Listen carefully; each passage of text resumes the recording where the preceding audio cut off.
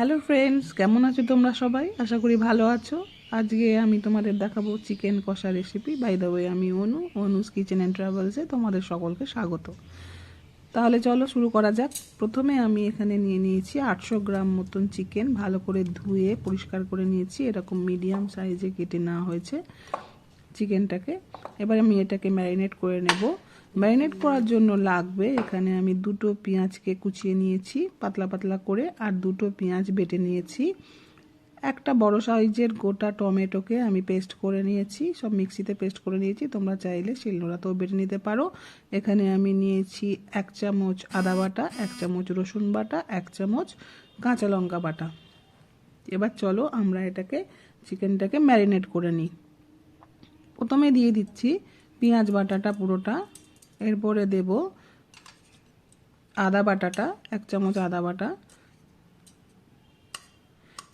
এরপরে দেব 1 চামচ কাঁচা লঙ্কা বাটা, এরপরে দিয়ে দেবো 1 চামচ রসুন বাটা, তারপরে দেবো 1 চামচ হলুদ গুঁড়ো,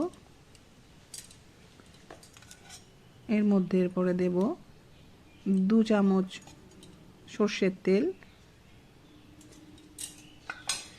তারপরে দেব 2 চামচ টক দই,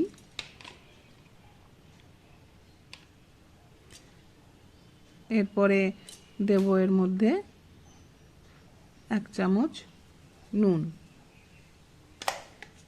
এভাবে সব কটা মশলা দিয়ে এবার ভালোভাবে এটাকে মেখে নিতে হবে। দেখো ভালোভাবে সুন্দর করে চিকেনের গায়ে ভালো করে মশলাটা মাখিয়ে নিচ্ছি। এভাবে মশলাটা ভালো করে মাখিয়ে চিকেনটাকে ঢাকা দিয়ে খানিকক্ষণ আধ ঘন্টা থেকে 1 ঘন্টা মতন ম্যারিনেট করে রেখে দেব। চাইলে তোমরা ওভারনাইটও রাখতে পারো। যদি সময় না থাকে তাহলে ফ্রিজের মধ্যে 1 ঘন্টা মতন ম্যারিনেট করে রেখে দেবে। চলো এবার আমি এটাকে ফ্রিজে রেখে আসছি। 1 ঘন্টা হয়ে গেছে। এবার আমি কড়াটা বসিয়ে দিলাম, দিয়ে দিচ্ছি 2 টেবিল চামচ সর্ষের তেল। তেলটা একটু গরম হলে গ্যাসের আঁচটাকে হালকা করে দিয়ে এর মধ্যে দিয়ে দেব 1/2 চামচ গোটা জিরে, তারপরে দেব 2টো তেজপাতা। এই সময় গ্যাসের ফ্লেমটা এই জন্যেই কম রাখতে হবে যে মশলাগুলো দিলে যাতে জ্বলে না যায়, হালকা আঁচে দেবে। তেলটা গরম করে তারপরে আঁচটা কম করে দিয়ে তারপরে মশলাগুলো দেবে। এখানে দিয়ে দিলাম 4টে লবঙ্গ, 2টো ছোটো এলাচকে ফাটিয়ে দিয়ে দিচ্ছি, আর দিয়ে দিয়েছি 2টো ডালচিনির টুকরো। ছোটো এলাচ তেলে দেওয়ার সময় অবশ্যই ফাটিয়ে নিয়ে দেবে। এখানে দিয়ে দিচ্ছি 1টা শুকনো লঙ্কা, আর দিয়ে দিচ্ছি 1 চামচ চিনি। সব কিছু দেওয়ার পর এরপরে গ্যাসের ফ্লেমটা বাড়িয়ে দেব, দিয়ে এরপরে দিয়ে দিচ্ছি পেঁয়াজগুলো। ভালোভাবে পেঁয়াজটাকে মশলাগুলোর সঙ্গে ভেজে নিতে হবে, সুন্দরভাবে ভেজে নিতে হবে। চলো আমি এটাকে ভালোভাবে ভেজে নিই, খানিকক্ষণ সময় লাগবে। পেঁয়াজটার কালারটা একটু চেঞ্জ হয়ে যাবে, হালকা লাল লাল ভাজা হবে, তারপরে বাকি মশলাগুলো দেব। দেখো খানিকক্ষণ ভেজে নিয়েছি, পেঁয়াজের রং চেঞ্জ হয়ে গেছে, হালকা হালকা রং ধরতে শুরু করেছে। এই পর্যায়ে এসে এর মধ্যে আমি মশলাগুলো আবার অ্যাড করব। এর মধ্যে আমি দিয়ে দিলাম বেটে রাখা টমেটো বাটা দিয়ে দিয়েছি, দিয়ে এটাকে একটু কষে নেব।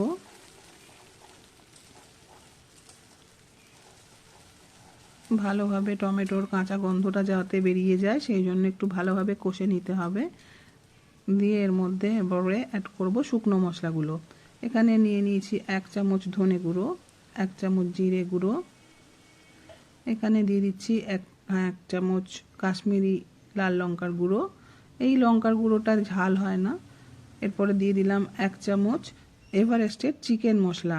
আমি এভারেস্টের চিকেন মশলাটা চিকেনে ইউজ করে থাকি, খুব সুন্দর একটা ফ্লেভার আসে। তোমরা চাইলে অন্য কিছু চিকেন মশলাও ইউজ করতে পারো বা নাও করতে পারো, কিন্তু এটা ইউজ করে দেখো, খুব সুন্দর চিকেনের একটা আলাদাই গন্ধ এনে দেয়। এরপরে মশলাটাকে ভালোভাবে কষিয়ে নেব। তেল ছাড়া অবধি মশলাটাকে কষে নেব।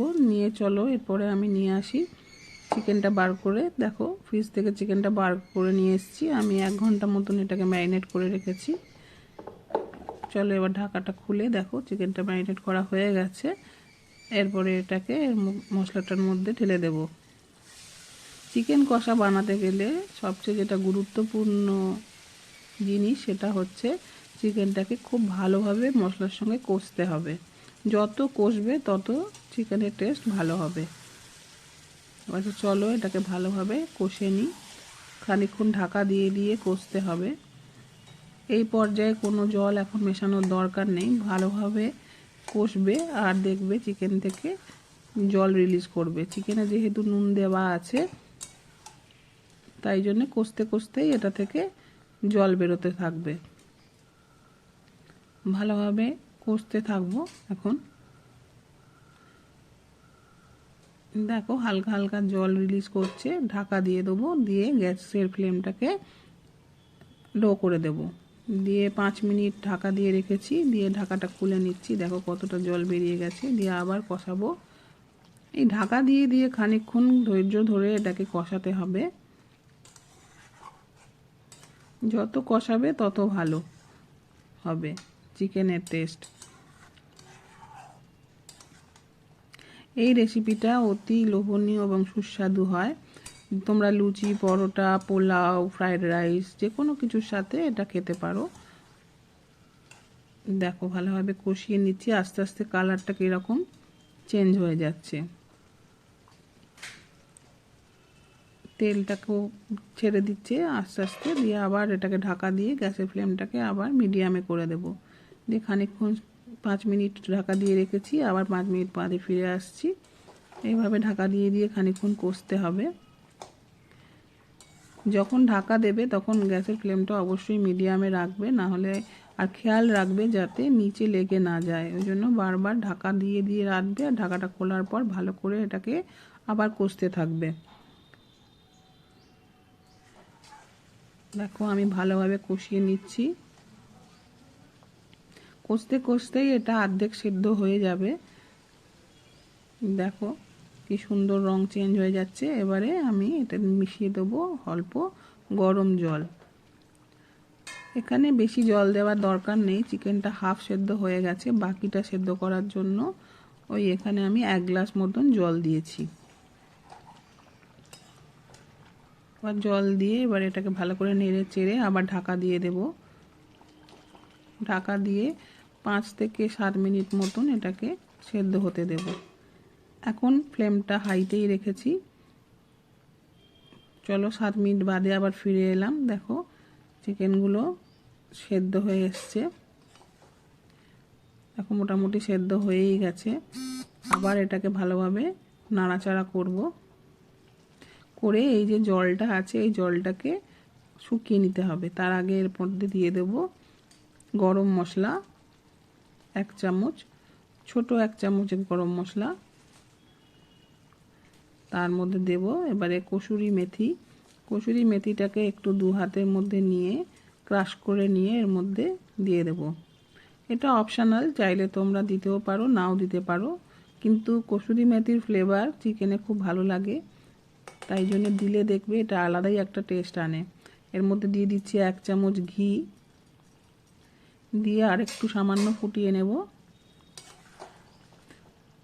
এই যে জলটুকু রয়েছে আর একটু মেরে দেব। একবারে ড্রাই করব না, একবারে ড্রাই করলে ভালো লাগে না, একটু গা মাখা হবে।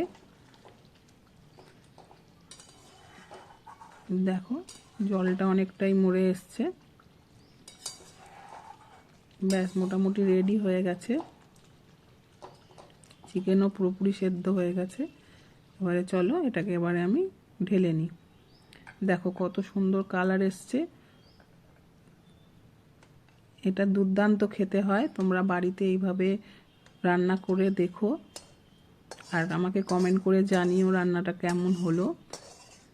এইভাবে রান্না করলে চিকেনের স্বাদ দুর্দান্ত হয় এবং তোমরা এটা লুচি, পরোটা, নান, তারপরে ফ্রাইড রাইস যে কোনো কিছুর সাথে খেতে পারো। আজকে আমি রান্না করেছি বাসন্তী পোলাও। বাসন্তী পোলাওয়ের সঙ্গে আমি এটাকে সার্ভ করব আজকে। দেখো বাসন্তী পোলাও করেছি, তার সঙ্গে চিকেন কষা, মানে জমে যাবে ব্যাস। এই বাসন্তী পোলাওয়ের রেসিপিটা আমার চ্যানেলে আগেই দেওয়া আছে, চাইলে তোমরা চেক করে নিতে পারো।